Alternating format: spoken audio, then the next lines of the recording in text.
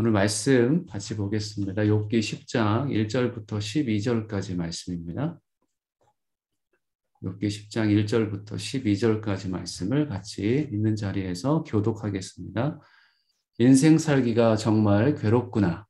그러니 내 원통함을 터뜨리고 쓰라린 내 마음을 토로할 것이다.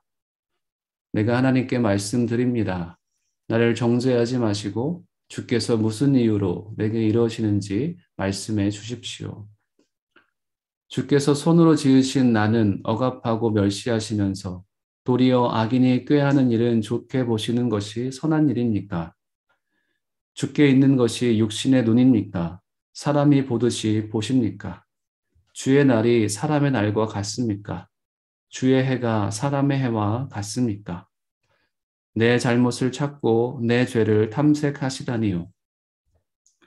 주께서는 내가 악하지 않은 것을 아시고 나를 주의 손에서 빼낼 자가 없음도 아십니다.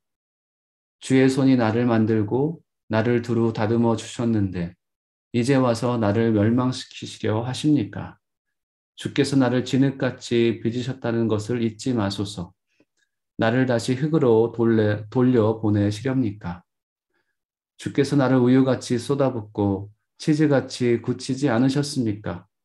내게 가죽과 살로 옷 입히시고 뼈와 힘줄로 짜서 나를 만들지 않으셨습니까?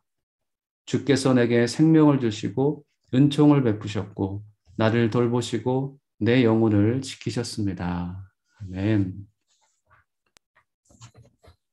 네, 항상 새벽에 기도하는 여러분들을 주의 이름으로 축복합니다. 항상 기도함을 통해서 하나님과 더욱더 가까워지시고 또 하나님이 우리에게 말씀하시는 것들을 잘 들었으면 좋겠습니다. 그리고 여러분의 기도를 사용하셔서 하나님께서 이 중동 땅에 주님의 빛을 드러내시고 하나님께서 원하시는 열매들이 우리의 기도를 통해서 나타나시길 주의 이름으로 축복합니다. 오늘 욥기 말씀 또 10장 말씀 계속 이어집니다. 빌닷의 또 논쟁에 대해서 또 그 다음에 욥이 대답하는 그런 내용들입니다. 제목이 주님이 손수 빚으신 존재임을 기억하소서라고 그 생명의 삶에서는 기록되어 있습니다. 주님께서 지으신 것을 기억하는 존재라는 것이죠. 여러분은 여러분 자신을 어떻게 생각하십니까? 여러분 욥에 대해서 어떻게 생각하십니까? 욥기 하면 고난이 생각이 나지만 또 어떤 분에게 있어서는 욥기 하면 욥기 23장 10절이 생각이 날 것입니다. 욥기의 전체 주제를 관통하는 또 말씀이라고도 할 수 있겠죠. 나를 단련하신 후에는 내가 정금같이 나오리라. 욥은 원래 어떤 사람이었습니까? 욥은 하나님 앞에 신실한 사람이었습니다. 당대에서 욥과 같은 사람을 찾을 수 없는, 그래서 하나님께서도 인정해 주시는 하나님의 사람이었습니다. 그런데 욥이 고난을 당하니 어쩌면 욥의 모습에서 연약한 모습, 또 불완전한 사람의 모습들이 나타납니다. 그건 당연히 사람이라면 당연히 그런 반응이 나오는 게 다 자연스러울 것입니다. 욥이 원래 하나님을 누구보다도 예배하고 사모하는 사람이었지만 고난 가운데 흔들리는 모습도 우리에게도 보여줍니다. 그렇지만 그 사람을 판단할 수는 없습니다. 모든 것을 판단하시는 분은 우리 하나님이시기 때문입니다. 욥이 고난을 당했다고 해서 이 세 형제들, 세 명의 사람들이 욥에게 많은 조언들을 하려고 했지만 그 조언들을 통해서 욥이 변한 것은 아닙니다. 조언으로 사람이 변하는 것이 아니라 하나님께서 그 사람을 향한 사랑과 관심으로 그 사람이 변할 수 있다는 것입니다. 대학 시절에 저는 신학대학을 나왔습니다. 고등학교 때 은혜를 많이 받아서 바로 이제 신학대학을 가야 되겠다 생각을 하고 신학대학을 갔습니다. 근데 신학대학에도 세 부류가 있었어요. 하나님 앞에 신실하게 기도하며 찬양하는 사람들, 또 어떤 사람들은 그냥 신학대학에 오긴 왔지만 그냥 본인들이 원하는 길로 그냥 하고 싶은 대로 하는 사람들이 있었습니다. 그리고 어떤 분은 그냥 중간에 있었던 사람들도 있었죠. 자기 마음대로 하길 원하고 술도 먹고 담배도 폈던 한 저희 친구가 있습니다. 그 친구는 신학대학 시절에 많이 방황을 했던 것 같아요. 1학년 때 열심히 또 주님 앞에 나왔다가 여러 가지 방황을 통해서 제대한 다음에는 다른 친구들은 다 졸업하고 없는데 혼자서 늦게 이제 대학을 다니고 있었던 것이죠. 저도 여러 가지 사정으로 또 휴학한 다음에 나중에 대학 4학년 지낼 때는 동기들이 거의 없었는데 그 동기와 함께 또 지냈습니다. 물론 그 동기는 그때 이미 낙심을 많이 한 상태여서 겨우 졸업장이라도 따려고 신학대학 졸업장이라도 따려고 이제 버티고 있었습니다. 그래서 수업도 빠지기가 일쑤였고 힘든 생활을 계속 반복을 했습니다. 그런 그에게 저는 관심이 가더라고요. 그리고 그에게 제 사랑을 줄 수 있는 만큼 주고 싶더라고요. 그래서 그냥 밥도 같이 먹고 뭔가 준비한 게 있으면 같이 불러가지고 같이 또 교제도 하고 그런 시간들을 보냈습니다. 4학년인데도 저랑 얘기하는 그 순간에도 담배를 불고 그리고 또 주말이 되면은 친구들과 술을 먹는 그런 친구였습니다.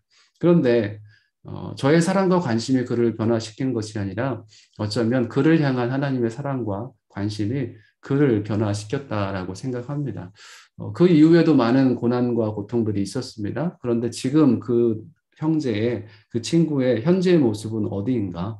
아프리카 한 오지에 가서 그곳에 있는 고아들을 돌보는 하나님의 사람이 됩니다. 그 사람을 친구들은 판단을 했습니다. 저희 친구들까지도.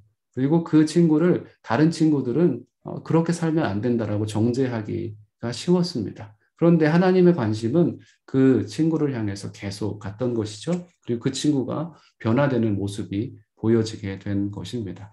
사람을 바꾸는 것은 판단으로는 절대 변할 수 없습니다. 그 사람은 하나님의 사랑과 관심이 있고 하나님의 사랑과 관심을 느낀 하나님의 사람으로 인해서 그 사람이 변할 수 있는 것이죠.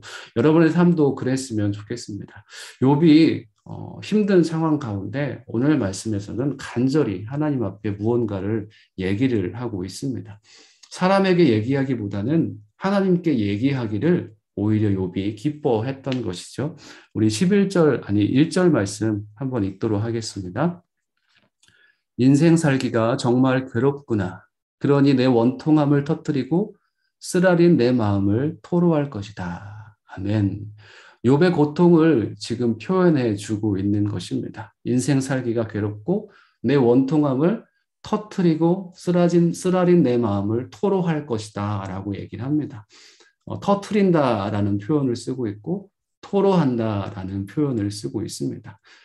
사람은 누구나 터뜨리고 토로하는 상황들이 닥칠 수가 있는 것이죠. 그리고 욥은 이 상황 가운데 하나님 앞에 토로하고 무언가를 터뜨리는 그런 상황 가운데 있다는 것입니다. 그런데 욥이 하나님의 사람임에도 불구하고 고난 가운데 무엇을 터뜨립니까? 원통함을 터뜨리고 쓰라린 마음을 터뜨리고 있습니다. 여러분 고난 가운데 여러분은 무엇을 터뜨리는 사람입니까? 여러분은 어떤 모습을 고난 가운데 보여주는 사람입니까? 우리의 생각, 우리의 마음이 어디로 잘 갑니까? 남자들은 눈이 잘 움직인다고 하죠. 여자들은 귀가 예민하다고 합니다. 그리고 마음이 가는 대로 또 마음이 잘 움직인다고 합니다. 남자와 여자의 특성도 다르지만 우리 사람은 무언가 본인이 선택하는 곳으로 계속 가는 걸로 사람은 다 그 똑같은 존재입니다. 긍정적인 생각을 계속하는 사람은 그 사람의 삶에서 긍정의 그런 길이 계속 열리는 것이죠. 그렇지만 불평과 원망을 가지고 살아가는 사람은 불평과 원망의 길이 계속 열립니다.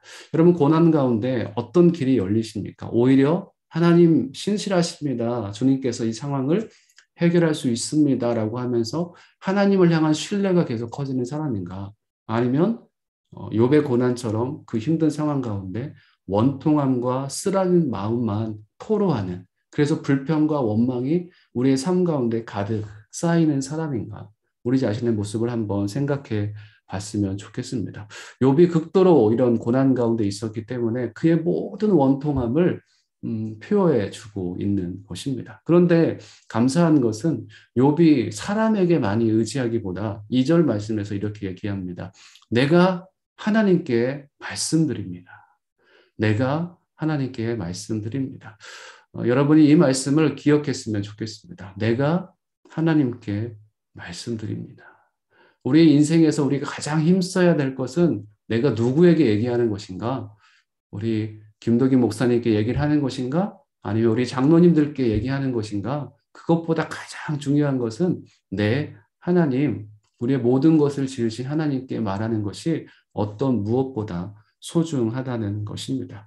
하나님께서는 우리를 귀하게 보십니다. 고난 가운데 있지만 그 고난을 통해서 많은 것들을 또 주기를 원하시지만 하나님 우리 한 사람 한 사람을 너무나 귀하게 여기십니다.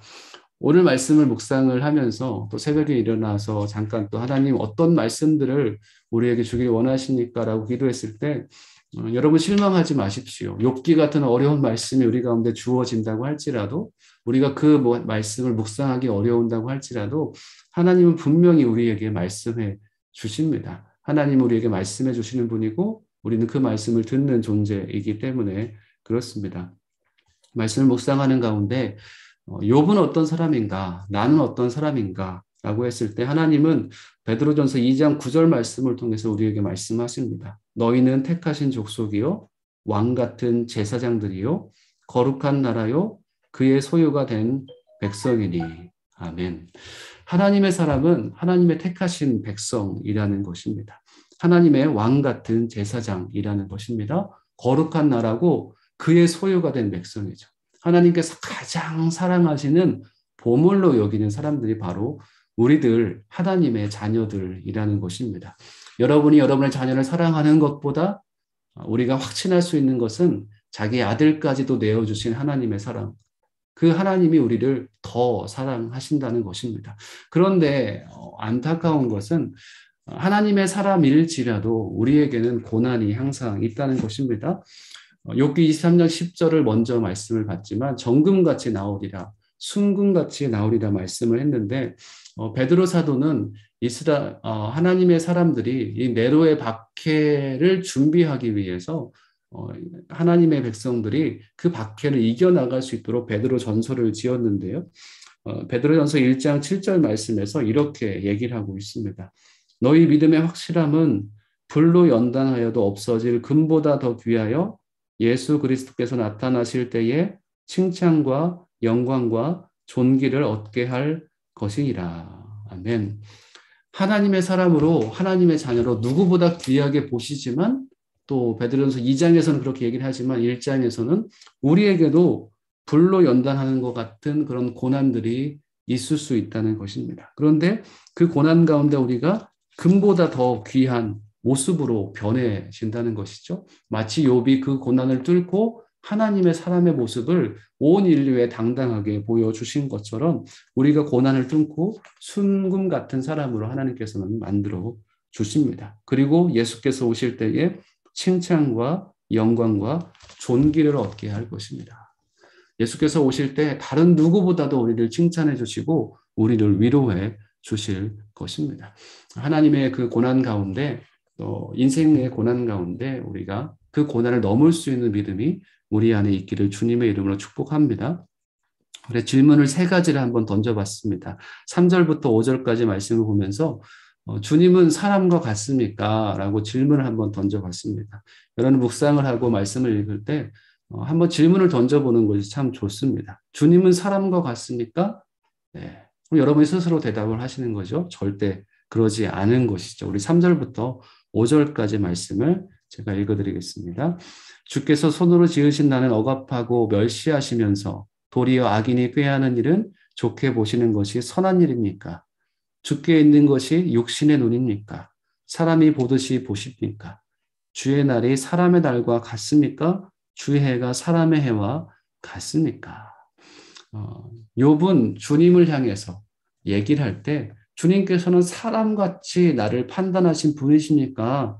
사람 같으신 분이십니까? 사람의 눈이 있습니까? 사람이 보듯이 보십니까? 사람의 눈이 있습니까? 라고 얘기를 합니다. 근데 4절 말씀에도 고백하고 있듯이 주께 있는 것이 육신의 눈입니까? 사람이 보듯이 보십니까? 라고 얘기를 하지만 욥의 말 가운데는 이런 확신이 있다. 사람이 보듯이 보는 것이 아니라 하나님은 하나님의 방법으로 우리를 본다. 하나님은 사람 같은 분이 아니시다라고 얘기를 하는 것이죠. 저는 하나님이 사람 같다면 하나님을 믿지 않았을 겁니다. 내가 알지 못하는 것, 내가 풀 수 없는 수수께끼, 내가 해결할 수 없는 모든 문제들도 해결할 수 있는 하나님이시기 때문에 나와는 다른 분이시기 때문에 제가 하나님을 믿고 하나님의 손을 의지하기로 결단하고 그 가운데 있습니다. 사람과 같지 않으신 분을 의지할 수 있는 저와 여러분 됐으면 좋겠습니다. 7절 말씀에서도 주께서는 내가 악하지 않은 것을 아시고 나를 주의 손에서 빼낼 자가 없음도 아십니다.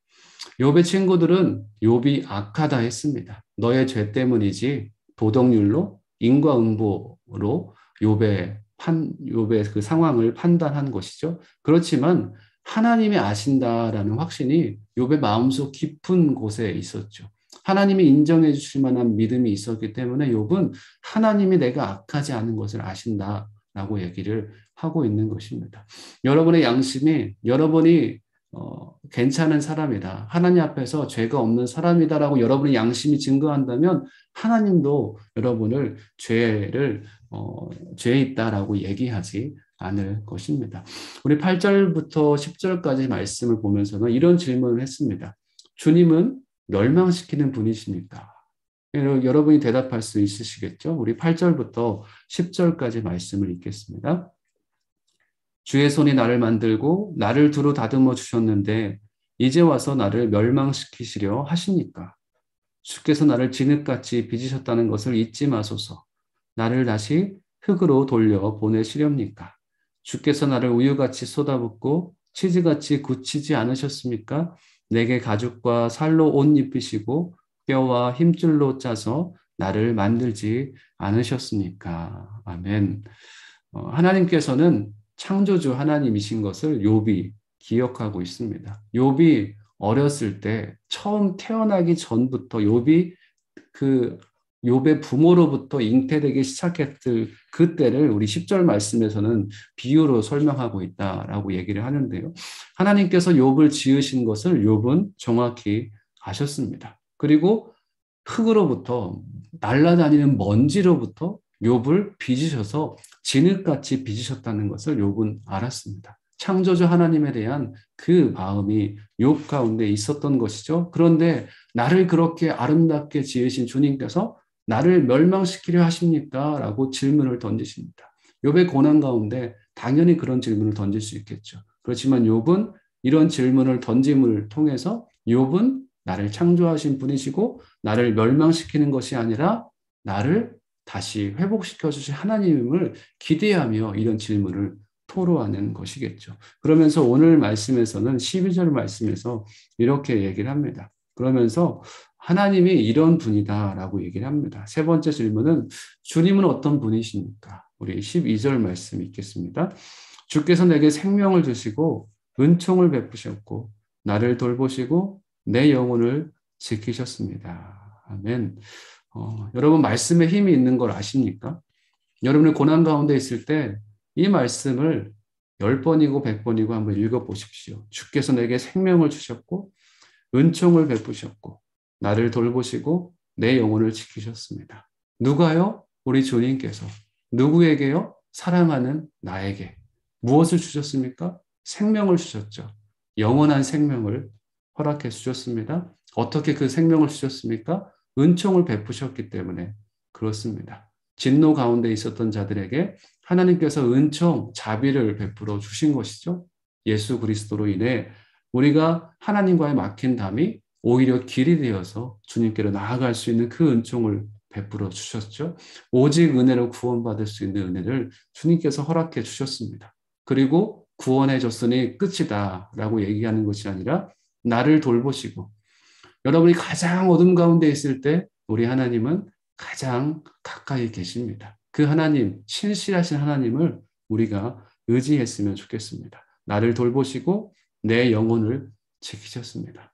제 가장 가까이 있는 제 아내도 제 영혼을 책임질 수 없습니다. 나를 가장 잘 아는 어떤 사람도 지인도 제 영혼을 책임져 줄 수 없습니다. 오직 영혼과 몸을 멸하시는 하나님을 두려워하라 라고 말씀을 했는데 하나님 우리의 영혼을 멸하시는 분이 아니시죠. 우리 영혼을 복 주시고 우리 영혼과 교통하기 원하시는 하나님이시라는 것입니다. 오늘 말씀을 묵상하면서 하나님이 어떤 분이신지 또 나 자신은 어떤 모습인지 하나님이 나를 멸망시키려고 이 땅 가운데 나를 보내셨는지 아니면 나를 복주시기 위해서 정금같이 우리를 빚으시기 위해서 우리를 이 땅 가운데 보내시는지 여러분이 묵상하시면서 하나님의 마음을 깨달아 알았으면 좋겠습니다. 오늘 말씀을 생각하면서 같이 기도했으면 좋겠습니다.